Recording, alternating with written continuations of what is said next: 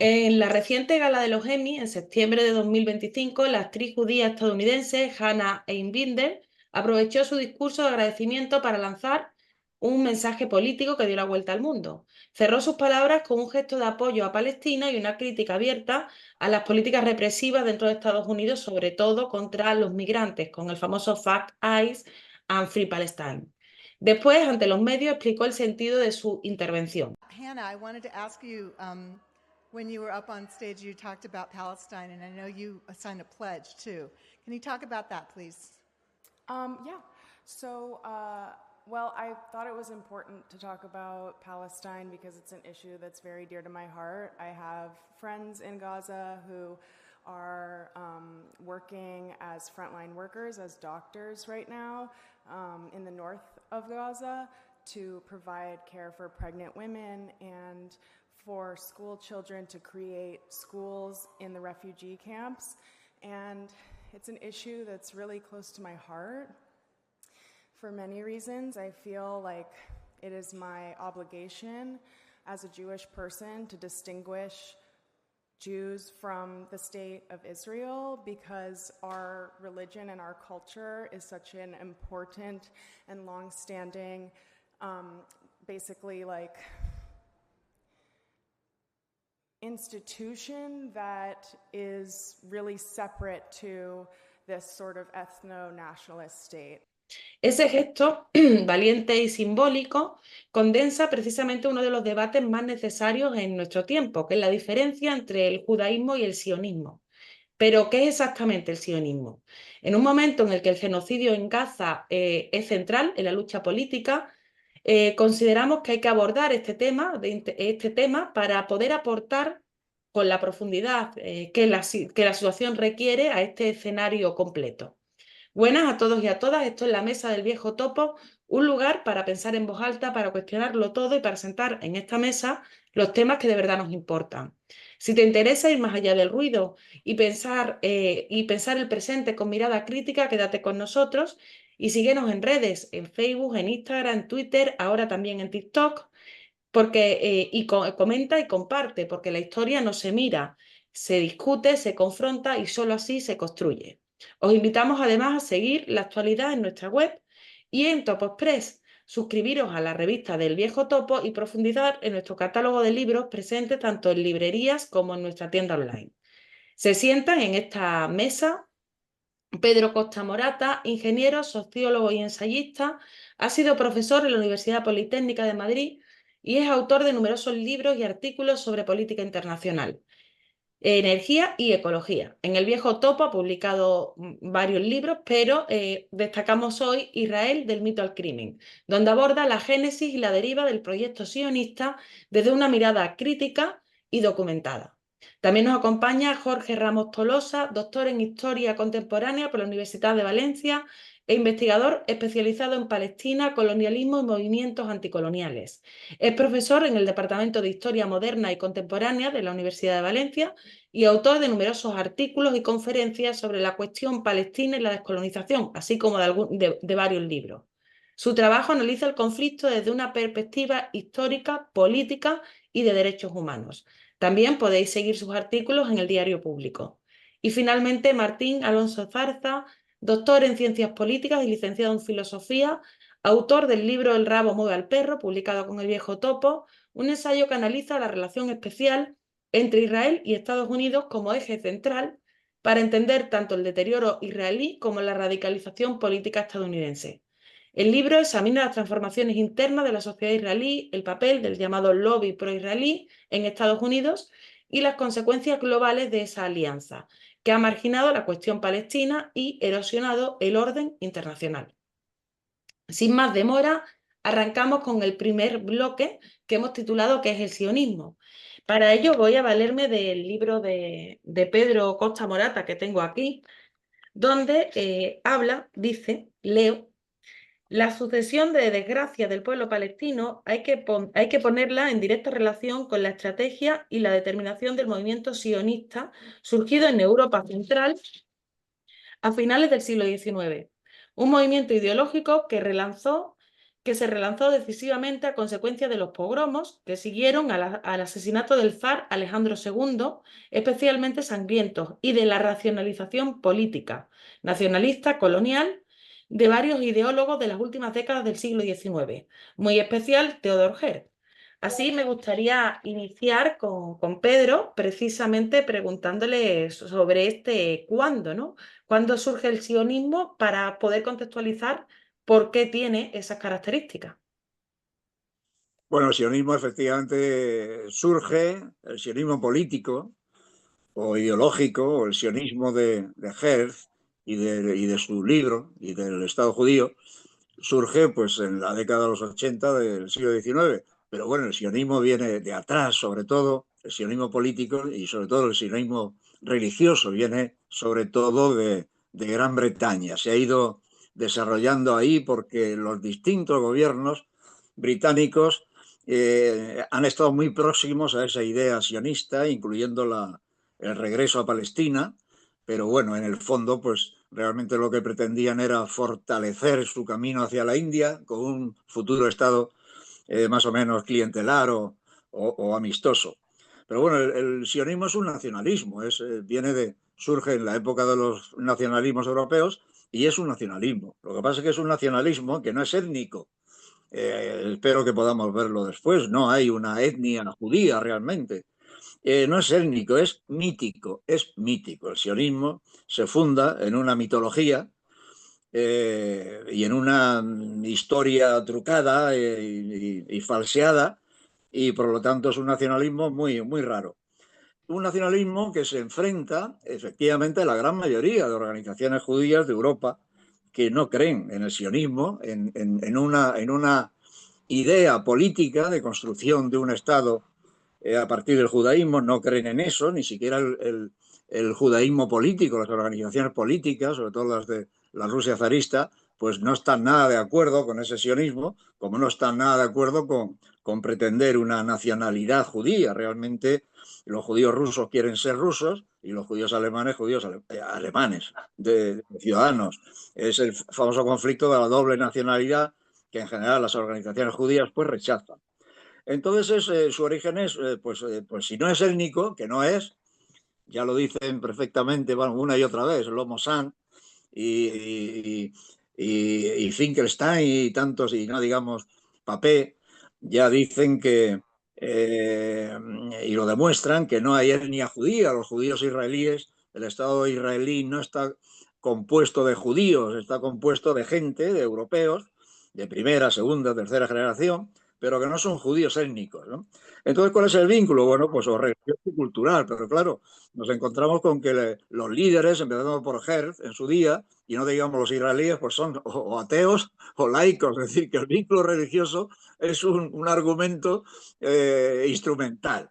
Y el cultural, pues más raro todavía, porque ¿cuál es la cultura? ¿Cuáles son las tradiciones y el vínculo cultural entre un judío de Madrid y uno de Teherán? Bueno, pues ninguno prácticamente, ¿no? Hay una nebulosa, un vínculo que cada vez se hace más difícil de establecer, pero que de luego no es étnico. El judaísmo internacional, digamos, es un judaísmo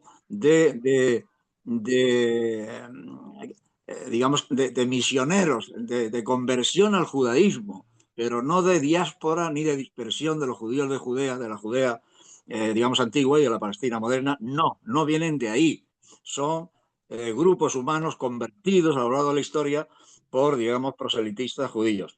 Y finalmente, entonces, y como consecuencia, la relación del sionismo con Palestina pues es absolutamente fraudulenta. A mí me gustaría recordar cómo se llaman los líderes que en el libro creo que los líderes israelíes desde Ben Gurión. Pues Ben Gurión, bueno, Herz es alemán o austrohúngaro, era de Budapest, pero bueno, su nombre es alemán, le añadí una L, pero bueno, Herz pues es alemán, es corazón, ¿no? Ben Gurión es Green, y que es verde en alemán. Venía de la Polonia rusa, pero bueno, de familia alemana. El primer presidente Weizmann era Weizmann, es decir, alemán absolutamente, aunque venía de Bielorrusia. El nombre es alemán. El segundo primer ministro, después de Ben Gurión, el Share, pues era Chertok, venía de Ucrania. Levi Skol era Skol de Ucrania. Golda Meir era Meir por el esposo, pero Meir es alemán. Y ella era de Kiev y se llamaba Mavovich. Menachem Begin era Volfovich, venía de Bielorrusia. Simón Pérez, que nos creíamos que era un sefardí, Pérez, primo de los españoles, resulta que era Esqui, y también venía de Bielorrusia. Ariel Sharon se llamaba Scheinerman, alemán, aunque venía ya de la Palestina británica. Y Netanyahu se llama Mileikowski, su padre se llamaba Mileikowski, porque viene de la Polonia rusa. El padre nació en la Polonia cuando era rusa, la parte que le correspondía a Rusia, y él ya ha nacido en el Estado de Israel. De modo que eso es, para empezar, es lo que tengo que decir. Muchas gracias, Pedro. Pues continuamos con Jorge. Muchas gracias, muchísimas gracias, Carmen, por invitarme. Es un placer estar aquí con los compañeros, Martín y Pedro. Bueno, suscribo totalmente lo que dice Pedro por desarrollar, ¿no?, alguna otra derivación, algún otro aspecto de los orígenes del sionismo. Yo destacaría dos, complementando, como digo, lo que dice Pedro. En primer lugar, que efectivamente el movimiento sionista, el sionismo político, como así fue concebido por Theodor Herzl, y la creación de la Organización Sionista Mundial y el primer famoso congreso sionista en Basilea, etcétera, etcétera, en los últimos años del siglo XIX, deben insertarse en un contexto de enorme efervescencia de distintos nacionalismos, del imperialismo, el famoso reparto de África, ¿no?, como un pastel que hemos visto tantas veces, fue la conferencia de Berlín 1884-85, y una efervescencia también del racismo y de la construcción de unas identidades nacionales basándolos en una otredad, en un otro, ¿no?, distinto. Y eso precisamente era el antijudaísmo de la época también, el intentar construir nuevas naciones, inventar nuevas naciones y tradiciones a partir de una otredad en la que las personas y las comunidades judías frecuentemente, ¿no?, eran la otredad, y como conocemos existía la hostilidad, la discriminación y la persecución contra personas judías. Pero claro, es importante entender que el nacionalismo judío, el colonialismo judío que ahora veremos, al nacer en ese contexto de efervescencia racista, imperialista y nacionalista, bebe también de esas ideas y también las aplica, y en el fondo acepta el antijudaísmo. Yo utilizo antijudaísmo o judeofobia porque antisemitismo es un concepto que puede ser muy cuestionable. Lo semítico, como sabemos, sobre todo se refiere a las lenguas semíticas, y la lengua semítica más hablada es el árabe en la actualidad, ¿no? Entonces puede dar lugar a confusión, por eso yo utilizo judeofobia o antijudaísmo.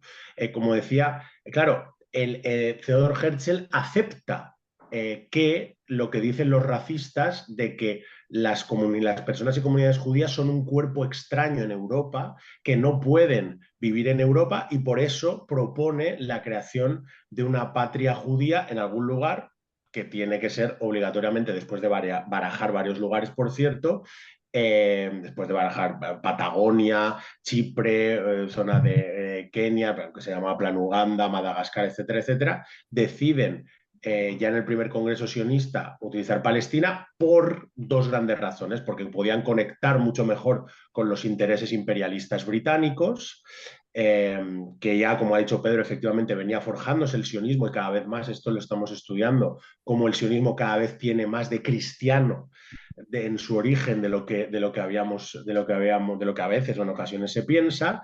Y claro, en ese sentido, el judaísmo no está vinculado al sionismo. Entonces, el sionismo bebe del racismo, del imperialismo, del nacionalismo, y lo practica, y tiene que tomar la vía del colonialismo de asentamiento, con algunas diferencias, pero no tan distinto a lo que triunfó en Estados Unidos, en Canadá, en Australia y Nueva Zelanda, y después fracasaría en la Sudáfrica del apartheid y en Argelia. Entonces, claro, a diferencia de otras formas de colonialismo, lo que necesita el sionismo es eliminar a la población nativa, y la invasión es una estructura, no es un acontecimiento. En ese sentido se diferencia de otras formas de colonialismo de metropolio clásico, ¿no? Entonces el sionismo empieza a colonizar Palestina, empieza a establecer sus primeras colonias, en 1882. Empieza ya a haber, por cierto, protestas palestinas y, por cierto, con una participación muy interesante de mujeres y de personas de distintas religiones, porque la lucha palestina también es una lucha por la diversidad, en el sentido que durante más de 1000 años habían vivido personas judías, musulmanas y cristianas y de otras minorías sin ningún conflicto entre ellas, todas hablaban árabe. Es la llegada de la colonización sionista lo que desencadena los enfrentamientos. Y claro, entonces en este sentido, el sionismo tiene este origen fundamental, racismo, imperialismo, nacionalismo, y debe tomar la vía del colonialismo de asentamiento en un momento en que Palestina era otomana todavía, no era una entidad diferenciada, y en segundo y último lugar, no era una rama del judaísmo ni era una versión del judaísmo, sino que utiliza, manipula el judaísmo y dice representarlo, pero ni el sionismo ni después Israel representaban ni representan al judaísmo. De hecho, por ejemplo, precisamente esos años también y estos días se conmemora el nacimiento. En 1897 nació el Bund, el movimiento Bund o bundista, que era un socialismo con una propuesta proletaria, que nació sobre todo en lo que actualmente es Polonia y Lituania, de una propuesta revolucionaria y proletaria y socialista claramente antisionista y que llegó a tener las primeras décadas del siglo XX una gran fuerza, ¿no? Y son muchos ejemplos de cómo personas y organizaciones en el pasado y el presente, personas y organizaciones judías, han rechazado y han luchado contra el sionismo. Muchas gracias, Jorge. Pues vamos a cerrar este primer bloque con Martín. Después de lo que se ha dicho, pues poco tengo que añadir. Además, yo no tengo el grado de conocimiento que tienen Jorge y Pedro. Yo lo que señalaría son algunas, diría en principio que el sionismo, como muchos nacionalismos, son narrativas de autoconsumo dirigidas a, digamos, a crear un sentimiento nacional en la gente que se siente así. Y entonces a mí me ha interesado señalar los elementos comunes que tiene el sionismo con otros nacionalismos. Y por seguridad mía voy a leer un poco las notas que he escrito sobre ello, ¿no? Como tal, y frente a las pretensiones de excepcionalidad que reclama el sionismo, este responde a un patrón canónico que se resume en una tríada doble de motivos marcadores y una tríada estructurada para la movilización social. Hay un componente convencional en esto, pero bueno, creo que puede entenderse. La tríada doble tiene estos elementos emparejados. El primero lo componen el par fundación-elección, en la producción del objeto nacional, el relato fundacional, y del nosotros, su sujeto titular, que es la elección étnica. El segundo es la demarcación, usurpación, es decir, la identificación de un enemigo y la atribución de responsabilidad por los males que aquejan al colectivo de referencia. Y un tercer elemento, que es el enfrentamiento contra el enemigo, de un lado como instrumento para la salvación, la redención o la resurrección nacional de otro. El partido de Bezalel Smotrich se llama Resurrección Judía.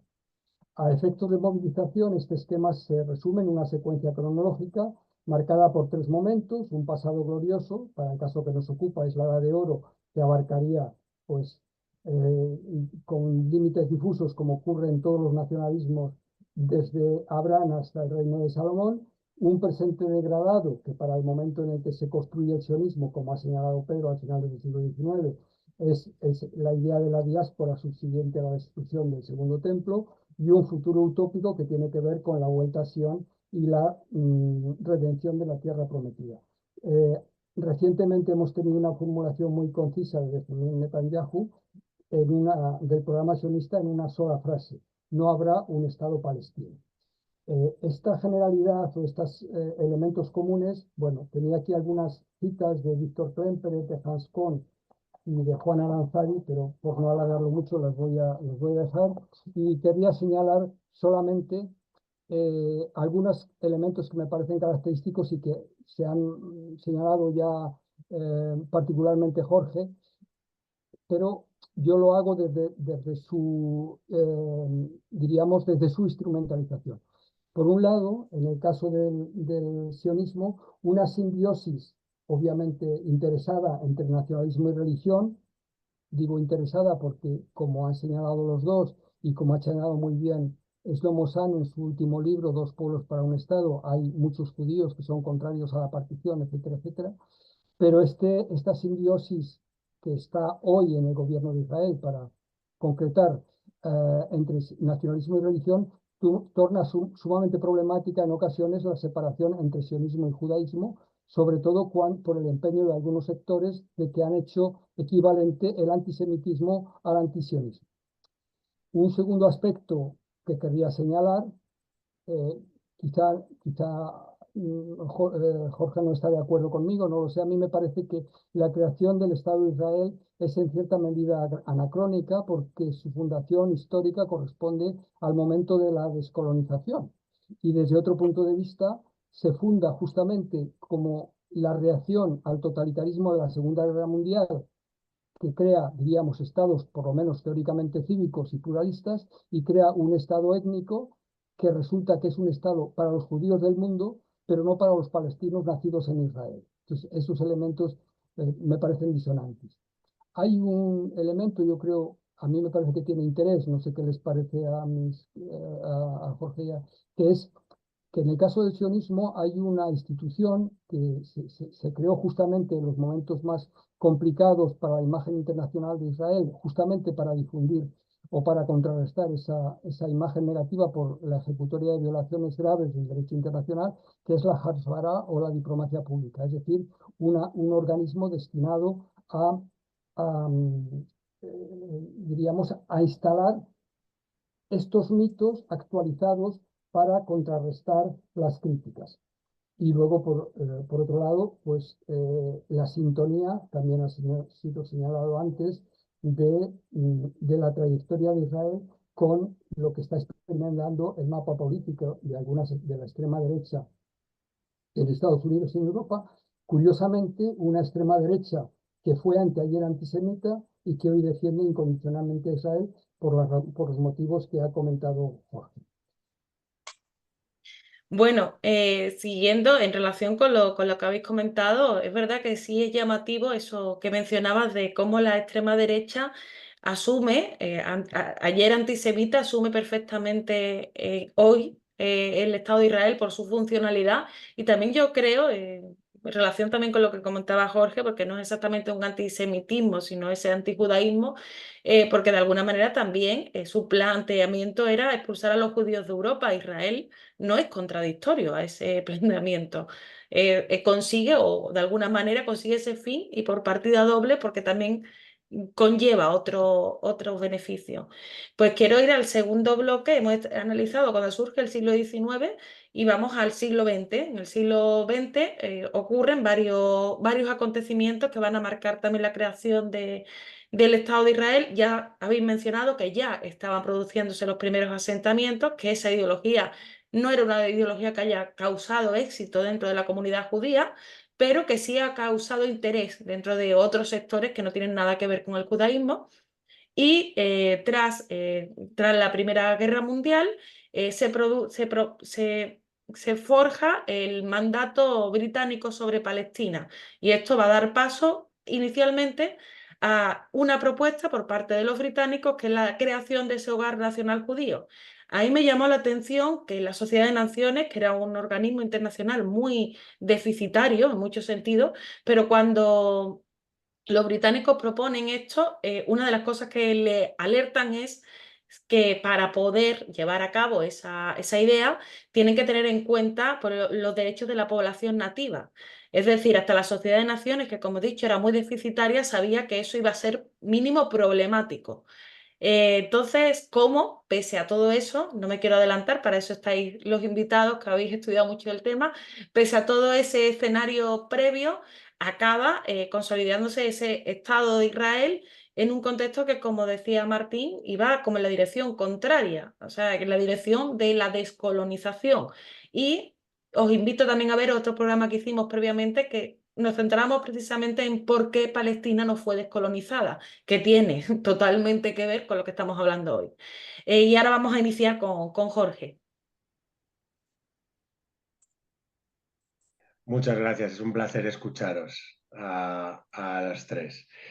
Pues yo creo que que en esta parte algunas de las claves históricas que podemos destacar es que, claro, el sionismo, pasando desde, como decimos, las dos últimas décadas del siglo XIX, cuando lanza sus primeras colonias, constituye sus primeras instituciones, claro, tiene varias tareas paralelas, o más bien entrecruzadas, ¿no? Primero, inventar el pueblo judío, ¿no? Como el famoso libro que ya hemos mencionado de Shlomo Sand, como cualquier la otra invención de la tradición y una invención de una nación, por eso se reinventa el hebreo, que solo se utilizaba en ceremonias litúrgicas y en el estudio de la literatura sacra. Como estamos comentando antes de empezar, las personas judías en Francia hablaban francés, en el Imperio ruso en ese momento hablaban ruso o algunas otras lenguas, en Alemania hablaban alemán y yiddish, etcétera, etcétera. No se hablaba hebreo. Entonces, claro, para tener en común una lengua y evitar, ¿no?, una fusión o una mayor unión con la población nativa palestina,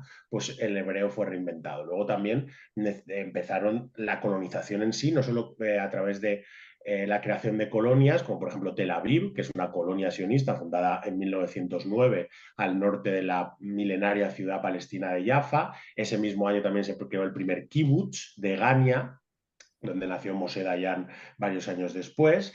Y entonces también el sionismo empezó a desarrollar su entramado institucional y organizativo propio, creando sus periódicos, sus bancos, sus sindicatos ya en época británica, sus organizaciones, etcétera, etcétera. Y faltaba un gran proceso que el sionismo tenía que poner en marcha, que era conseguir el apoyo literal y total de una gran potencia. El propio Herzl, hasta que murió en 1904, se entrevistó con diversos líderes europeos, pero no fue hasta el contexto del final de la Primera Guerra Mundial cuando el sionismo consiguió su primer gran triunfo diplomático, podríamos decir que es la famosa Declaración Balfour de noviembre de 1917, en la que, como ha mencionado Carmen, oficialmente, aunque esa carta era un poco ambigua, pero se decía que se iba a favorecer un denominado hogar nacional judío, pero por otro lado sin perjudicar a los intereses de las comunidades, del resto de comunidades, decía, ¿no? Entonces, claro, esto efectivamente, el texto de la Declaración Balfour se produjo mientras los soldados británicos entraban en Palestina, que formaba parte del sultanato otomano hasta ese momento, que se desintegraría en los posteriores años, y este texto de la Declaración Balfour fue incorporado al mandato oficial británico validado por la Sociedad de Naciones en 1922 y que entró en vigor en 1923, ¿no? Entonces, claro, al contrario que lo de que esgrime la historiografía oficial sionista y otros autores de su línea, la alianza británico-sionista fue clave para la consolidación del movimiento sionista, al que le permitió a continuar la colonización, construir sus propias instituciones, mientras que el mandato británico negaba la capacidad de constituirse a cualquier organización palestina. Las organizaciones palestinas, que por cierto, con la llegada británica aumentaron enormemente de reivindicaciones y de organización, incluyendo también femeninas, como la Asociación de Mujeres Árabes de 1929, vivieron una gran efervescencia en estas décadas de 1920 y 30, y en 1930, de hecho, en esa década se crearon numerosos partidos políticos, hubo muchísimos actos de protesta, de boicot, hasta llegar a la gran insurrección palestina, que coincidió en fechas con la Guerra Civil Española, 1936-39, donde hubo una amenaza británico-sionista también enorme para reprimirla, miles de muertos. Y ojo, y esto también hay que decirlo en días como estos, ya en 1938 hubo decenas de atentados de las organizaciones paramilitares sionistas, como sobre todo Irgun en ese momento, contra mercados palestinos con 50 o 100 personas asesinadas. O sea, 10 años antes, no solo, ¿no?, que decimos muchos estos días, esto no empezó el 7 de octubre de 2023. Claro, pero tampoco empezó en 1967, tampoco empezó en 1948. Como estamos diciendo, empezó a finales del siglo XIX, pero la violencia israelí, o si queremos el terrorismo israelí, es la definición de terrorismo, atentados con bomba, ya empezó antes de la Nakba palestina y de la limpieza étnica palestina, ¿no? Entonces, claro, ahí como respuesta ante esto, y acabo ya, es cuando los británicos en 1937 tenían diferentes comisiones para estudiar lo que ocurría en la situación, proponen por primera vez lo que ahora llamamos la solución de los dos estados. con la Comisión Peel, la división del territorio por primera vez. Y en ese momento ya David Grun, que cambió su nombre, como hemos dicho antes, por David Ben Gurion, ya dijo, nosotros aspiramos al máximo de tierra posible con el mínimo de población nativa, debemos expulsar a los árabes, escribió a su hijo, y cuando podamos hacerlo contaremos con la fuerza necesaria, pero aceptaremos la partición, la división del territorio como una estrategia de primer paso, es decir, para intentar decir que sí, aceptamos una negociación o como una primera base, digamos, que nos la legitimen, que es lo que ocurrió 10 años después con el plan de partición de la ONU en 1947, y a partir de ahí cancelaremos la partición, dijo Ben Gurión, y nos expandiremos, ¿no? Entonces, en esos momentos ya estaban también planificando y esperando el momento adecuado para acometer en la finalidad última del sionismo, que es el máximo de expandirse por el máximo territorio posible con el mínimo de población palestina, como la contingencia posterior a la Segunda Guerra Mundial le permitió en la Nakba del 48. Bueno, mencionabas el Irgun, que ese grupo tiene, o sea, sus herederos políticos el partido Likud, que es el partido de Netanyahu, pero también está Haganá, que su evolución es el ejército israelí actual. O sea, está todo, aunque bueno, a todos os invito a profundizar también en la cuestión de esas masacres que se dieron mucho antes de la creación del Estado de Israel. Continuamos con Martín en este segundo bloque, que es dedicado a eso, a la construcción del Estado de Israel. La verdad es que con la exposición que acaba de hacer Jorge yo tengo pocas cosas que añadir. Quizá cogería dos aspectos. Uno que lo ha señalado Pedro al principio. Creo que hay que tener también en cuenta que es un elemento que puede uno ayudarle a entender o sí, comprender las motivaciones del clima antisemita de finales del siglo XIX. Hay que recordar, por ejemplo, el caso Dreyfus, ¿no?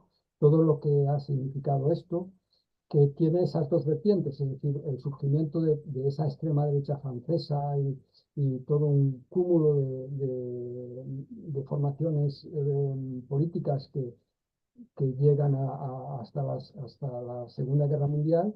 Y luego, en el otro lado también, pues, por ejemplo, la difusión del libro de los protocolos de los sabios de Sion, una generalización de esta idea de la conspiración judía y una literatura terriblemente judeófoba, ¿no?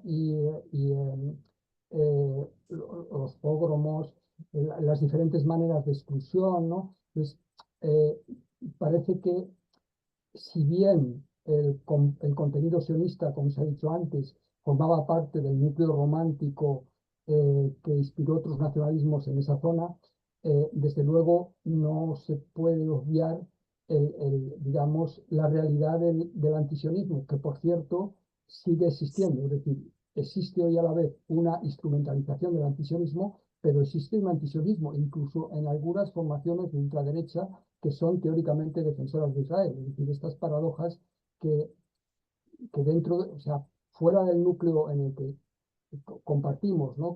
Que es la denuncia del horror, del genocidio que hoy se está produciendo, pues hay estos fenómenos en los márgenes que requieren una cierta matización. Entonces, digamos, ese clima de finales del siglo XIX, que luego pues, influyó en Chamberlain y estas formaciones del racismo que ha comentado ahora Jorge, ¿no? Y luego la otra cosa que quería señalar, bueno, en la declaración Balfour, seguidor al acuerdo Sykes-Picot, ¿no? Para repartirse el territorio, hay, la verdad, una cosa que llama la atención, y es que en ese momento, cuando en el 17, la mayoría, pero muy mayoritaria de la población de Palestina es una población árabe, como se llamaba entonces, ¿no? A partir del 67 hablamos de población palestina.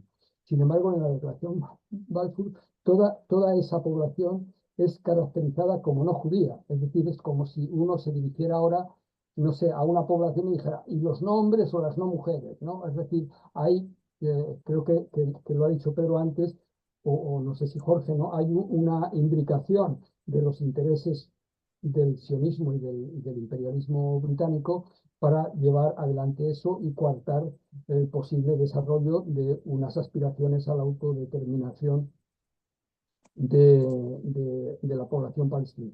Y el aspecto que querría señalar es que es, en fin, es una paradoja que no sé si es una paradoja, pero bueno, en todo caso, muy chocante que está siendo evocada una y otra vez, ¿no? Es decir, cómo una institución, un Estado creado por una decisión, ya hemos visto cómo, ¿no? De las Naciones Unidas, desde el día siguiente ha empezado a no respetar ninguna resolución de las Naciones Unidas, ¿no? Que ha condenado el apartheid, que ha condenado los asentamientos, que ha condenado el muro y que Israel no solo ignora, sino que recientemente califica de antisemita y cosas por el estilo, ¿no? Claro, desde el punto de vista de una cierta lógica o de una racionalidad, pues esto es una paradoja. Desde el punto de vista del funcionamiento de los sistemas políticos extremistas, pues obviamente esto coincide mucho con lo que estamos viendo en otros lugares donde se están atropellando, digamos, los fundamentos normativos que justamente que se construyeron con el eslogan de nunca más después del desastre incalificable de Auschwitz, eh, que marcó esa segunda mitad del siglo XX y que, por cierto, no hay que olvidar que el nacionalsocialismo era un nacionalismo. Es decir, y no hay que olvidar, porque quiero citarlo ahora, ¿no? Víctor Klemperer compara digamos, el estilo y las narrativas de Hess y de Hitler, y lo hace en la lengua del Tercer Reich, ¿no? Para ver un poco estos elementos, diríamos, generalizables en la construcción de ciertas retóricas. Pero me remito para lo fundamental a lo que ha explicado Jorge. Pues muchas gracias y también también han mencionado, pues no solamente eso, los pogromos, también el holocausto contra los judíos y efectivamente parecía que habíamos aprendido algo como sociedad, como humanidad, pero parece que algunos lo que comprendieron fue ahora contra los judíos no, ahora contra otros y no, se trata de que ningún genocidio está bien. Esa yo creo que que es una clave como muy sencilla, pero que parece que a algunos les cuesta entender que no se trata de que cambiemos la víctima, sino de que no exista esa víctima. Cerramos este segundo bloque con Pedro. Bueno, yo aludo a tres cosas de las que ya se ha hablado. Una de ellas es que efectivamente la extrema derecha en todo el mundo, y lo vemos en España, pues es muy prosionista, muy pro-israelí, lo cual no quiere decir que haya dejado de ser antijudía y antisemita. Yo creo que procuran no expresarse en ese sentido, pero es tan constitutivo de cualquier ultraderecha y cualquier fascismo, ese ramalazo antijudío, que creo que es compatible, digamos, con el prosionismo tremendo que expresa toda la ultraderecha europea en concreto y la española, etcétera. En la declaración Balfour tiene mucho cuidado. Bueno, nos acordamos cómo la declaración Balfour exigió meses y meses de borradores para que estuvieran conformes los representantes de la comunidad judía en Gran Bretaña. Y finalmente quedó por lo que quedó, aquel texto en el que naturalmente decía, respetando las comunidades o las poblaciones, etcétera, en fin, las que no eran las existentes, pero tienen mucho cuidado en aludir a derechos políticos. La declaración Balfour no no tiene intención de respetar, con la creación del hogar judío, digamos que deja a salvo los derechos políticos de los palestinos a los que no cita, de los que no se habla en la declaración Balfour. Lo tienen bien pensado cuando redactan aquello, que ya digo que tardaron meses hicieron 5 o 6 borradores. Y bueno, yo resumo, cuando presento el libro, por eso voy a leerlo, yo resumo la creación del Estado de Israel en esta parrafada. El Estado de Israel, principalmente por su origen, deja claro que se trata de resumiendo un poco burdamente, pero en fin, creo en esto, es un golpe de mano, resumiendo, la creación del Estado de Israel es un golpe de mano, no de una noche, de un proceso, de todos esos años a los que ha aludido Jorge, de previos al protectorado, al mandato y durante el mandato sobre todo, un golpe de mano de una banda de asaltantes farsantes y oportunistas llamados sionistas, que llevados por un nacionalismo eminentemente étnico-religioso colonial, pretendiendo ser judíos sin serlo, desde el punto de vista étnico, y siéndolo solo parcial e imperfectamente desde el punto de vista religioso o cultural, y en cualquier caso, sin el menor vínculo racial, político o histórico con la Judea digamos, del Imperio Romano, la famosa diáspora, que estaba en poder del Imperio Turco desde el principio del siglo XVI y había sido arabizado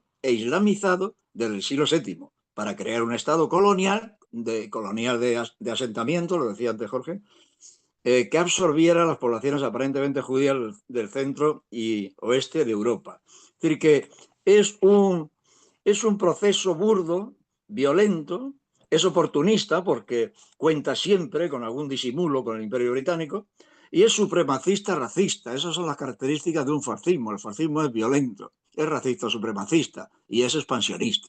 Todos los fascismos son así. Entonces el sionismo, que a tantos jóvenes de mi generación les pareció que era un socialismo maravilloso y por eso iban a los kibbutz a hacer el tonto, pues es un fascismo.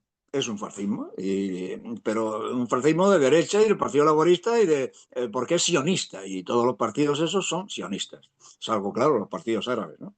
Así que eso es lo que tengo que decir de la gestación del Estado de Israel, que realmente es un Estado colonial, porque aquella gente que va llenando la Palestina se propone, Ben Gurión lo tenía muy claro y los anteriores, claro, hay que desequilibrar la composición étnica de la Palestina otomana y hay que meter mucho elemento judío, ¿no?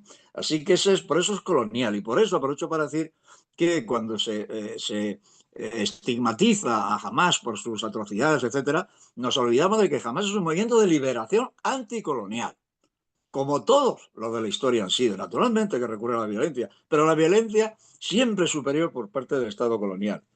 De modo que eso es lo que yo quería decir, resumiendo un poco cuando digo golpe de mano, porque realmente es que es todo un disparate. Bueno, yo digo aquí también que es, en un artículo muy reciente, criticando sobre todo a Borrell, y le llamo primero cobarde y luego cínico, pero bueno, le digo resumidamente que el Estado de Israel es ilegítimo, es ilegal y es antidemocrático. Es ilegítimo porque alude a una base religiosa mítica, pero ¿cómo se van a crear estados con base mítica? Que la Biblia y venga con la Biblia. Por medios ilegales, la declaración Balfour es el regalo que hace un imperio a una gente que ni siquiera se sabe quiénes son, porque es a un lord, a Lord Rothschild, de un territorio que ni siquiera es británico. Bueno, pues a esa gente, ¿no? Claro, es que es una declaración absolutamente disparatada. Eso, el derecho internacional no lo puede encajar de ninguna manera. Y esa declaración se incorpora, ya lo ha dicho antes Jorge, se incorpora al texto, digamos, del mandato, prolongando el disparate y la ilegalidad desde el punto de vista del derecho internacional. Y luego la Asamblea General de las Naciones Unidas hace lo que no debía de hacer, que es la partición. La Asamblea General de las Naciones Unidas solo podía, según el artículo 18.2.2, la Asamblea General decidirá por 2/3 la admisión, la suspensión y la expulsión de un Estado miembro, pero no la partición. Por eso los Estados árabes pidieron que el Tribunal Internacional de Justicia, que ya existía también porque es constitutivo de la mismísima creación de Naciones Unidas del 45, pidieron un informe jurídico del disparate que había hecho la Asamblea General y se le negó. No hubo informe jurídico de la decisión política de la Asamblea General. Y es antidemocrático porque ¿cómo va a ser democrático? La única democracia del Oriente Medio, pero bueno, es que hay que ser muy pasmado para estar con eso. ¿Cómo va a ser democrático un Estado que somete a todo tipo de sanciones, de miserias y de crímenes a 3 millones en Cisjordania, 2 millones en Gaza, guerras continuas? Hombre, la democracia exige un poco más de contenido. Y el Estado de Israel no cumple con nada, digamos, de lo tradicional como consistente y componente de la democracia convencional. Bueno, y nada más. Bueno, pues muchas gracias. Antes de entrar con el bloque final de cierre, que vamos a ir hacia, que hemos dicho el 19, el 20, pues ya vamos al 21 y a lo que ha ocurrido. Sí, me gustaría pues plantear algunos elementos de los que de lo que habéis ido comentando. En primer lugar, creo que ha sido Jorge, decía que hay una alianza clave y permisiva con los británicos, y esa permisividad constante y continuada es la impunidad que vemos, que también creo que es un elemento a tener en cuenta, porque yo creo que el mundo actualmente, como con todo lo que está ocurriendo, sobre todo recientemente, lo que se han dado cuenta no es solamente de un dolor enorme a nivel humano, sino también de que parece que hay quien puede saltarse todas las normas, que no existen normas. Y creo que eso también es un dolor social que se ha generado a nivel global, y que tiene mucho que ver también con ese rechazo que las personas normales sienten hacia lo que está ocurriendo. Y bueno, sí quiero entrar eso a este tercer bloque porque como ya sabemos, que se ha mencionado lo de no empezó el 7 de octubre de 2023, tampoco en el 67 ni en el 48, sino como hemos mencionado, pero también hay varios elementos clave. El primero es por qué esa impunidad y por qué se sostiene, por qué no se puede parar un genocidio que está siendo televisado, que todo el mundo lo sabe, que además hay gente que dicen, que discuten sobre el término, cuando el término es un término que está en el Estatuto de Roma descrito, y Israel, en lugar de cumplir con alguna de las características, que es lo habitual, parece que se lo ha tomado como una lista de objetivos, o sea, quiere cumplir todos los requisitos. Y eso son cosas que son demostrables, que no es una opinión de nadie. Entonces, quiero empezar contigo, Martín, pues también por tu libro, por El rabo mueve al perro, esa impunidad y su relación de Israel con el resto del mundo, o sobre todo con lo que ahora llamamos el occidente colectivo, cómo encajan. Bueno, yo creo que es el resultado de un proceso de degradación que tiene unos antecedentes, desde luego en Israel, pero por ejemplo yo creo que lo que ocurrió en Irak,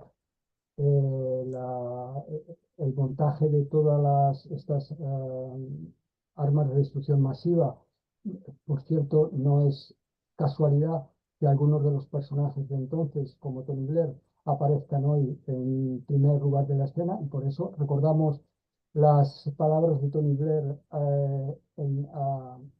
a Bush un año antes: estaré contigo en todas las condiciones, sea lo que hagas. Cómo él consigue burlar a la justicia, no sé si es el informe del fiscal, ¿no? Y manipular los datos. Quiero decir, desempeña un papel importante en la creación de ese enorme, no sé, océano de impunidad, porque los cientos de miles que provocó la invasión de Irak, Tony Blair no ha sido juzgado, no ha sido juzgado nadie por la guerra de Irak, ¿no? Luego hubo aquello de las intervenciones humanitarias un poco antes, ¿no? Con motivo de la intervención en Kosovo no autorizada por Naciones Unidas, que entonces se ha ido generando luego recordemos que ni Israel ni Estados Unidos están en el Convenio de Roma para el Tribunal Penal Internacional. Eh, Hay digamos, una acumulación de fenómenos. Claro, en esto Israel lleva la delantera, lo he comentado ya también Jorge antes, y si bien es verdad que hay una continuidad, hay también unos elementos que se suponen cambios cualitativos, ¿no? En el caso de Israel yo señalaría, por ejemplo, cómo después de la Guerra de los 6 días empieza a instalarse el movimiento de Bush-Simonim y todos el movimiento de los colonos, y la idea que ha comentado Pedro, ¿no? De la redención de la tierra y todas estas propuestas basadas en los mitos bíblicos.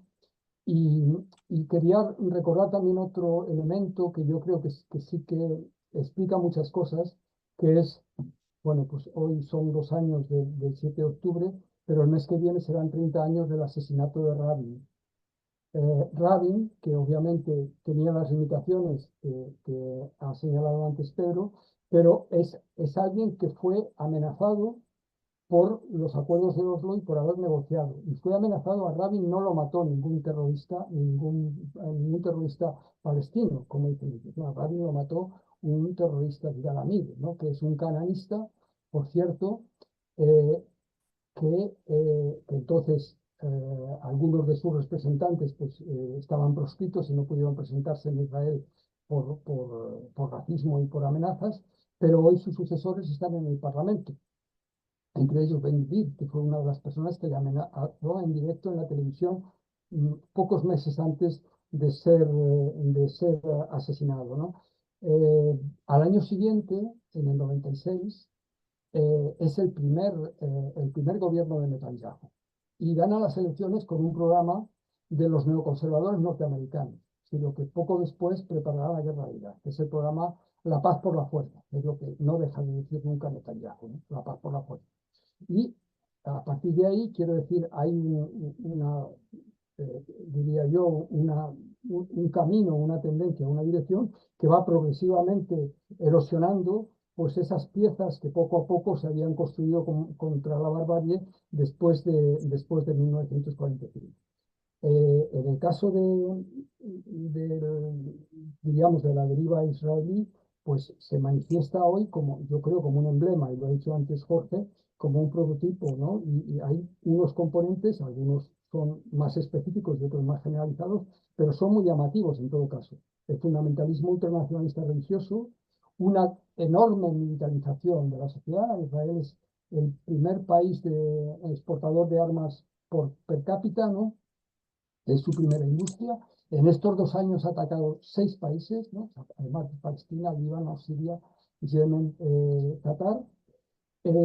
Es la vanguardia de la tecnoseguridad, eso que sabemos que está exportando a autócratas en muchos sitios, incluidos los países árabes, que es una de las razones por las cuales como decía antes Jorge, las poblaciones están en contra, pero sus líderes tienen sus acuerdos. Los pactos de Abraham fueron decisivos en esta dirección y en ellos estaba Kushner, un personaje crucial también en el momento que estamos. Un despliegue del autoritarismo con el ataque a la división de poderes, la libertad de prensa, la sociedad civil crítica, incluidos los familiares de los rehenes, y un aspecto, yo creo, menos analizado, que es una oligarquización vinculada a la lógica neoliberal, ¿no? El,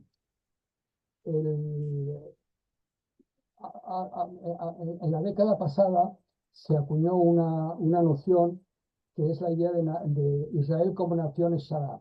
Sharab, o sea, tenemos la nación esta de la tierra prometida, pero Sharab es un poco como la vanguardia de esta lógica que podemos llamar neoliberal, del emprendedurismo y la creatividad financiera, ¿no? En cierta medida, esta es hija de la estabilización estructural de 1985, que llevó a un proceso enorme de privatización de todo lo que podía haber en Israel de estado de bienestar, se privatizó, y incluido una gran parte de la producción de armas. Por ejemplo, Elbit fue resultado de una privatización. Y con esto, una primacía del negocio sobre todo lo demás, es decir, una lógica de justificación del lucro por el lucro, por encima de todo lo demás. Solo desde esta lógica podemos entender que alguien pudiera pronunciar algo así como hacer una riviera en la costa de Gaza, ¿no? Es una cosa tan abrumadora, pero eso funciona dentro de esta lógica del negocio, ¿no? Y el genocidio, así, aunque sea un disparate decirlo, hay una economía del genocidio. Es decir, las vidas palestinas son vidas superfluas, recordando un poco esta expresión de antes, ¿no? Sí podemos llevar adelante. Recordamos que los artífices del último acuerdo son 2 dinastías de magnates corruptos, la dinastía de los Trump y la dinastía de los Kushner, ¿no? Por cierto, inmigrantes, y los Kushner además supervivientes, o sea que y Netanyahu, que es amigo de los primeros y que tiene una lista de magnates que son los que aparecen en un documental del expediente de Netanyahu, por el que está siendo juzgado y al que le retiene justamente la guerra. Es decir, la guerra es su balón de supervivencia, ¿no? Entonces, esa evolución de la sociedad israelí, que coincide con esta deriva iliberal, extremizadora, autoritaria y fascistizante, como ha comentado Pedro, pues es realmente denota un estado muy preocupante de la situación. Querría decir, no obstante, en Israel hay una sociedad plural, hay igual y diversa, ¿no? Hay orientales, occidentales, laicos y religiosos, en fin. Y hay personas que están oponiéndose y que están oponiéndose a esta política criminal de su gobierno. Obviamente ahora mismo la correlación de fuerzas, aunque están cambiando, como señalábamos al principio, yo creo que hay signos, pues yo creo que un poco alentadores de que la aguja de la balanza está moviéndose, y que el punto que mueve la aguja de la balanza, habida cuenta de que Netanyahu tiene el apoyo no solo del primo de Zumosol, que es la primera potencia, ¿no? Un apoyo compartido, por cierto, ¿no? Que es un poco lo que pone el rabo mueve el perro, y sobre todo de alguien que controla, que hasta ahora ha controlado las carreras políticas en Estados Unidos, que es el lobby pro-israelí de IPEC, ¿no? Y contra esto ahora lo que hay es la reacción de la sociedad civil internacional, ¿no? Se ha visto en la Vuelta Ciclista aquí, hay estas manifestaciones con relación a la flotilla, o un montón de experiencias que pueden, y que en algunos casos así hemos visto que ha ocurrido, pueden hacer mover a ciertos actores que hasta ahora han permanecido en silencio porque les salía gratis, que este es el tema de la impunidad. Es decir, la impunidad es que a Israel le ha salido hasta ahora gratis. Y hace 30 años fue también el genocidio de Srebrenica, ocurrió mientras lo veíamos, pero sus ejecutores pasaron por el Tribunal de la Haya. Algunos están ahí. Nadie en Israel ha sido condenado nunca, ni de Sabra y Shatila, ni de todo lo que ha pasado después. Y en Gaza ya en el 88 pasaron cosas muy serias, ¿no? Entonces, bueno, esos movimientos de ahora un poco por alentar y también por llamarnos a la responsabilidad, porque uno podría, se puede, de cómo evolucione esa correlación de fuerzas, dependerá cómo recordemos Gaza dentro de 150 años. Y quería hacer un poco, extender esto, ¿no? ¿Cómo recordaríamos hoy a Auschwitz si Hitler hubiera ganado la guerra? El final ha sido muy contundente. Pues muchas gracias, Martín, por el análisis. Pedro, sí, Pedro, es tu turno para este cierre de blog, bueno, de bloque de programa, así que también para Bueno, las el conclusiones. lema era la evolución del sionismo hasta hoy y su relación con el poder occidental y las guerras contemporáneas.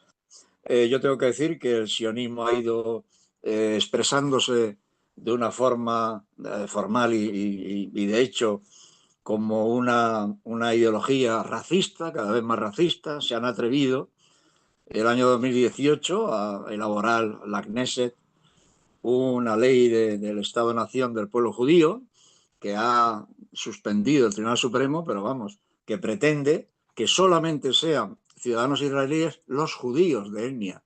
Naturalmente eso tiene que ir acompañado, y los intentos se repiten una y otra vez, de la definición de quién es judío. Y claro, no aparece un ADN judío. Estos autores, el Shlomo Sand y Norman Finkelstein y Papé, y claro, se ríen de esto, pero están haciendo ahí trabajos, dinero, investigaciones, pero no hay ADN judío, no lo hay. Es el mismo de los palestinos, digamos, si es que buscan algo original, ¿no? Bueno, yo recuerdo que había el último de los censos otomanos, no sé si de 1890 o 1900, pues había un 5% de judíos en la Palestina turca. Y luego un 85% de árabes musulmanes, 85, y luego un 10% de árabes cristianos, los maronitas, los ortodoxos, en fin. De modo que, y todo eso, claro, era lo que había que modificar. Ben Gurión decía, si no tenemos más del 15% de población judía, ahí no podemos tener un Estado nunca, ¿no? Bueno, y decía bueno, este sionismo con el Likud, pero es que nunca ha dejado de ser eso, nunca ha dejado de ser eso. O sea, los socialistas que fundaron, los laboristas que fundaron el Estado de Israel, pues han sido tan supremacistas, tan canallas y tan racistas como el Likud, absolutamente. Lo que pasa es que los de ahora son mucho más bestias y se ven con más fuerza, y porque no hay poder que les pueda contrarrestar, ¿no? Entonces Israel, el sionismo, se ha convertido en enemigo de la humanidad. Parece mentira, pero después de que la Asamblea General declarara que el sionismo era un racismo, luego un buen día desapareció y yo creo que ni siquiera, no sé cómo fue aquello ya en los años, quizá por los movimientos aquellos tan falsarios en torno a los acuerdos de Oslo, parecía que Israel iba a reformarse, no iba a ser buena gente. Y entonces se retiró la connotación de racista por el sionismo, pero luego a partir de ahí han sido cada vez más claramente racistas, ¿no? Es un veneno para Occidente que por una parte, bueno, pues responde con esa culpa de los alemanes, ese sentimiento de culpa que es increíble que anden todavía con eso, pero sobre todo el poder que es esencialmente económico.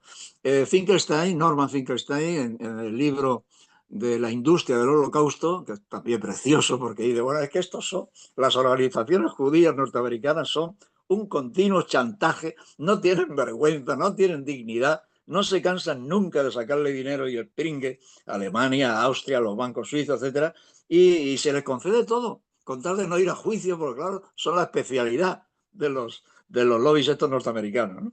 Con tal de no ir a juicio se les da todo lo que piden, ¿no? Y a eso se dedica, es decir, que siguen teniendo ese empeño en cobrarse el holocausto.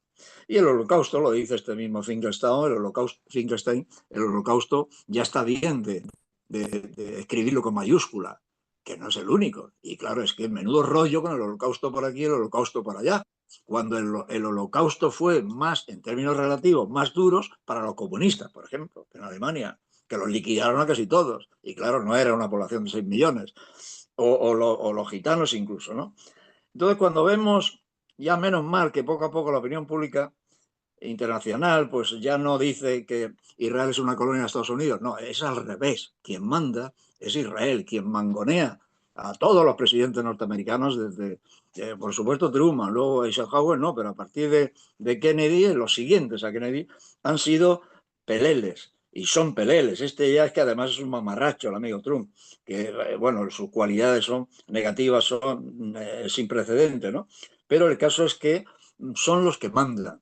Yo he comentado varias veces que, bueno, que a ver cuándo ataca la OTAN a Israel, ya que lo hizo contra Serbia porque decían que había un genocidio y apelando al derecho humanitario, porque Serbia estaba aniquilando a los kosovares, cosa que luego se demostró que no era así, que eran cantidades, que no era así.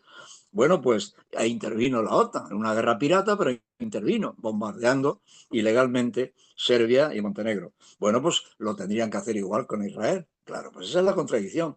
Es que Israel, la OTAN, etcétera, es pues el verdadero poder de Occidente con una cohesión extraordinaria que no ha hecho más que aumentar desde, pues sobre todo desde la guerra de los 6 días, en que el mundo entero se rindió al poder militar israelí, a su imagen, etcétera, etcétera. Nada más. Pues muchas gracias, Pedro, y va a cerrar el bloque y el programa Jorge Ramos Tolosa.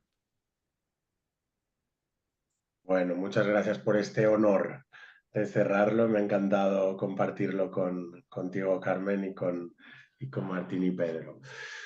Bueno, muchas cosas, ¿no? Podríamos decir, y por no repetirme de todo lo que han dicho mis compañeros que suscribo, yo creo que estamos viviendo un momento histórico, el único genocidio retransmitido en directo a miles de millones de dispositivos móviles, el mejor documentado también, porque al contrario que otros genocidios anteriores que se intentaban negar, o sus perpetradores lo intentaban negar o lo intentaban ocultar, aquí lo suben a TikTok sus crímenes y sus atrocidades.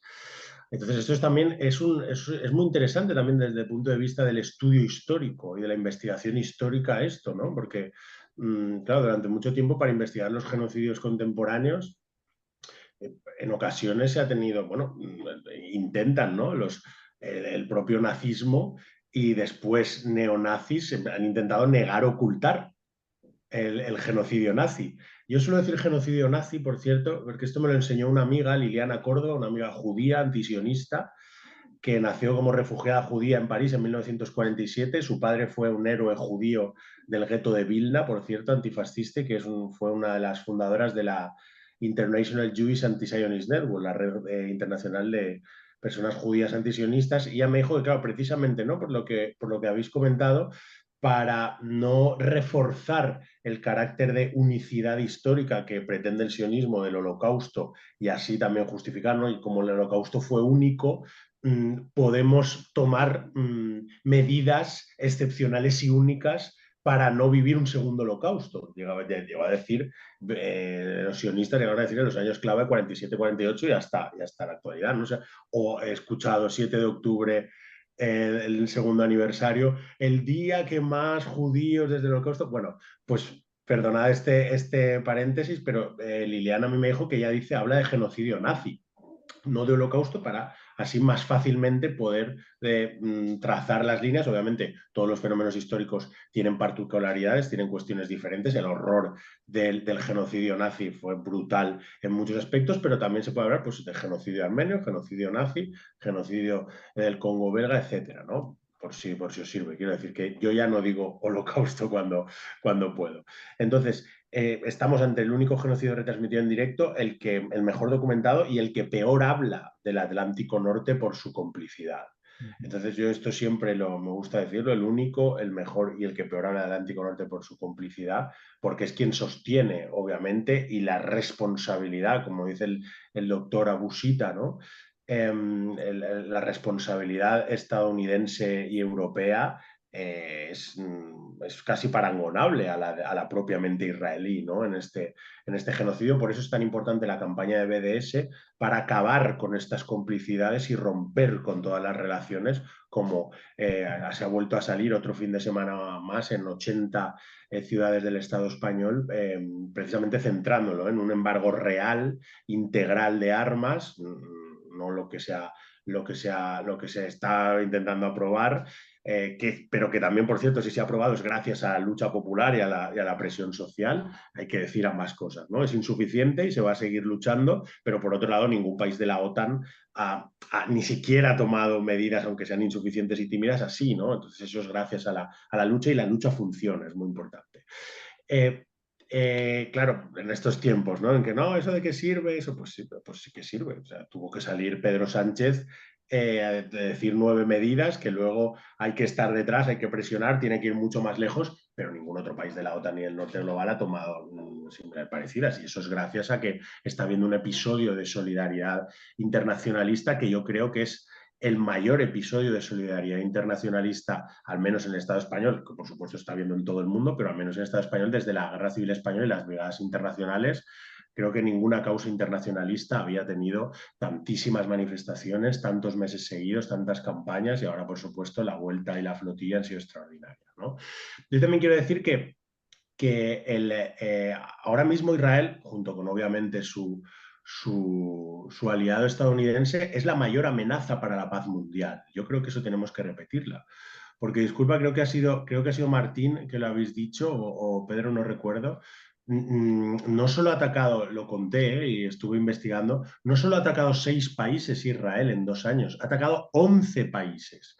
Ha atacado Palestina, el Líbano, Siria, Irak, Irán, Yemen, 6, pero ojo, también ha atacado fronterizamente Egipto, 7, y atacó Malta con un dron.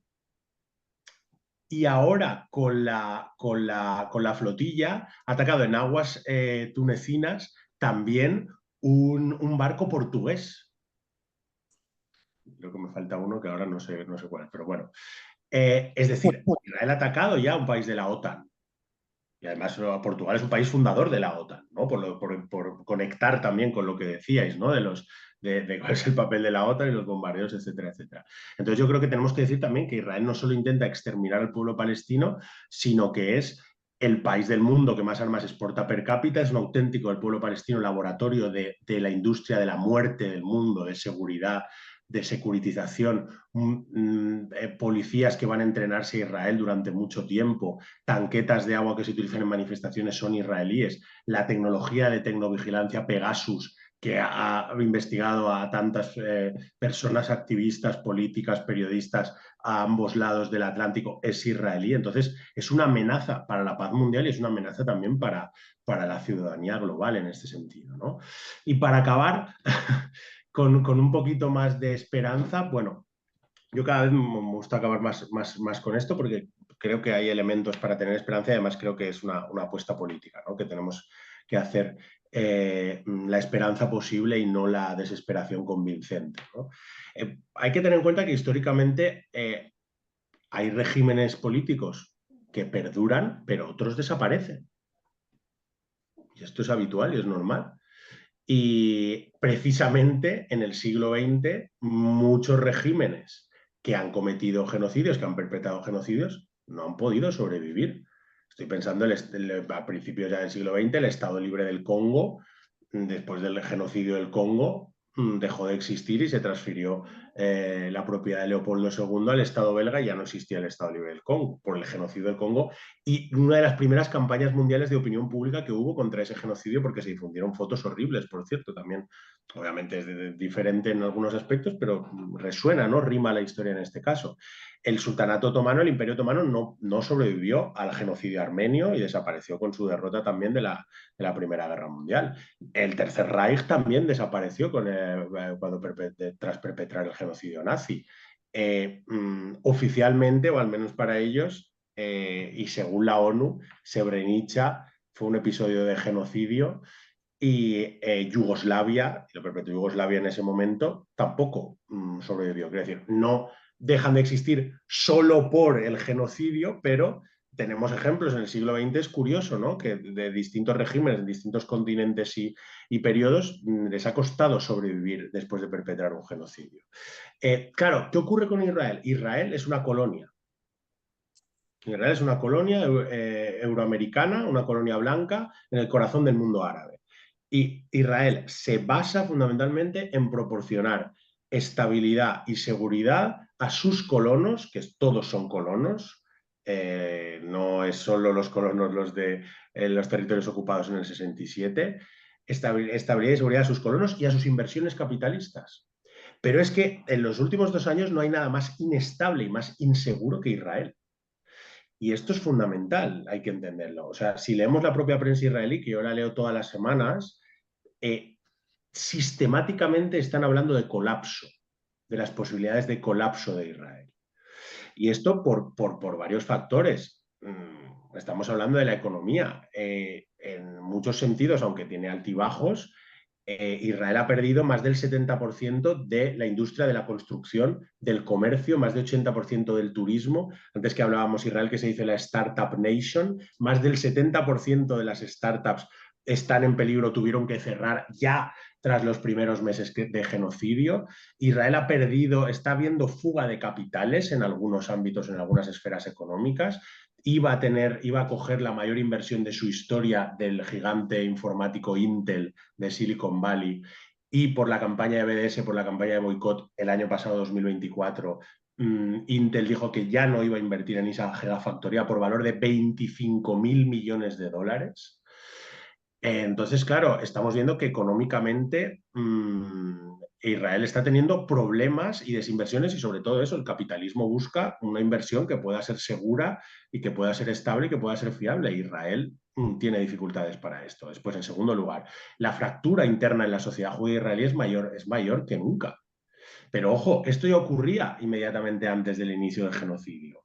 En una encuesta del Canal 12 israelí en julio de 2023, el 67% de los judíos israelíes consideraban que podía estallar una guerra civil interna en Israel en cualquier momento, ya meses antes del inicio del genocidio. Y bueno, y en muchas protestas que hay internas en Tel Aviv, van colonos judíos israelíes y van atropellando a la gente por allí con heridos y está habiendo una fractura más importante que nunca.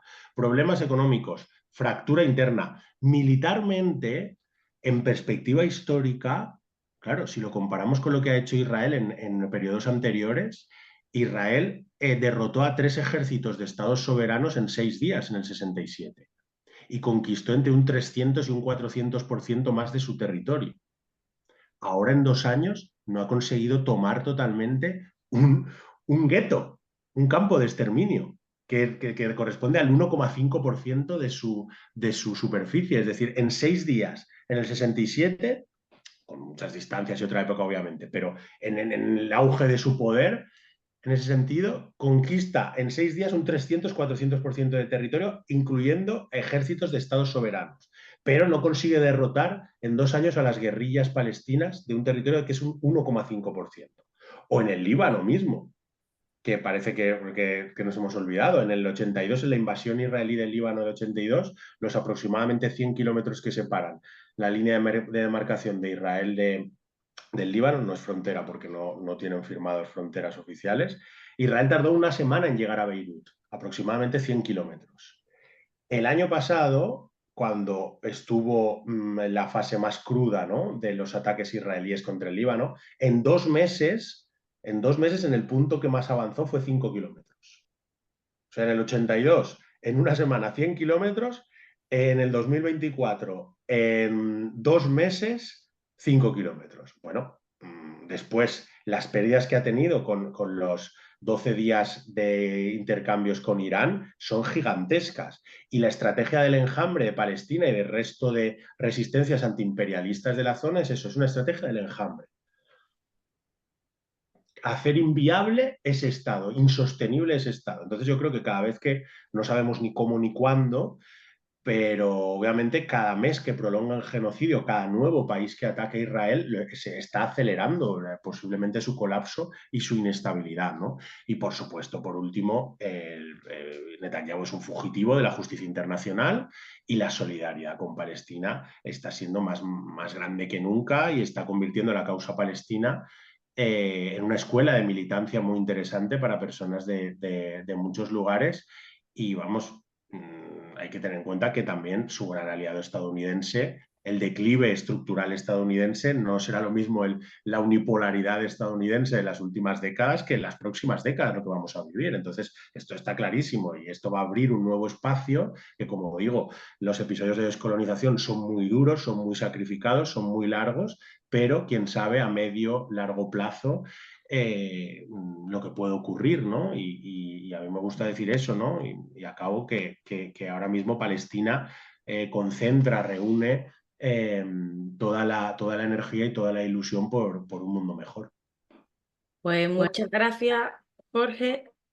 Yo me quedo con algunas conclusiones un poco de lo que habéis comentado. Ha dicho, me parece que ha sido Pedro, que Alemania tiene un sentimiento de culpa que parece que no supera, pero mi duda es si quieren ir acumulando sentimientos de culpa, porque ahora están apoyando otro genocidio. O sea, es como, no sé si esto ya va a ser para siempre, ahora el siguiente sentimiento de culpa va a ser por esto. Y recuerdo que precisamente cuando Sudáfrica interpone la demanda a Israel por genocidio, Alemania se presentó como experto en genocidio, que salió Namibia a decir que sí, que efectivamente son expertos en cometerlos. Entonces, al final, creo que también se está viendo, aparte de lo que mencionaba Jorge, un cuestionamiento de determinadas narrativas que nos han presentado sobre Estados Unidos, pero también sobre Europa, porque de alguna manera Estados Unidos ya era claro para el mundo que era un matón, pero Europa y ese discurso de poligüeno, de los derechos humanos, y creo que también ha caído por completo en desgracia porque se está demostrando que en efecto no es así, que lo que hay detrás siempre son intereses que están muy por encima de cualquier valor, ¿no? Y además, bueno, valor no, valores de bolsa en todo caso. Bueno, pues muchísimas gracias, Martín Alonso, Pedro Costa, Jorge Ramos, y os invitamos a seguirnos en redes sociales, como mencionaba antes, en Twitter, en Facebook, en Instagram, en TikTok, a comentar. Queremos saber vuestros puntos de vista y también a seguir Topo Express en la actualidad a través de Topo Express en nuestra página web. Y, por supuesto, a profundizar como se profundiza realmente, que es leyendo. Así que os invitamos a suscribiros a la revista del Viejo Topo y a comprar los libros maravillosos que escriben personas como estas. Y en concreto, hoy os recomendamos especialmente El rabo mueve al perro de Martín Alonso y Israel del mito al crimen de Pedro Costa Morata, ambos publicados por el Viejo Topo. Un saludo para toda nuestra audiencia. Nos vemos en el próximo programa de La Mesa del Viejo Topo y seguiremos profundizando también en estas cuestiones más adelante.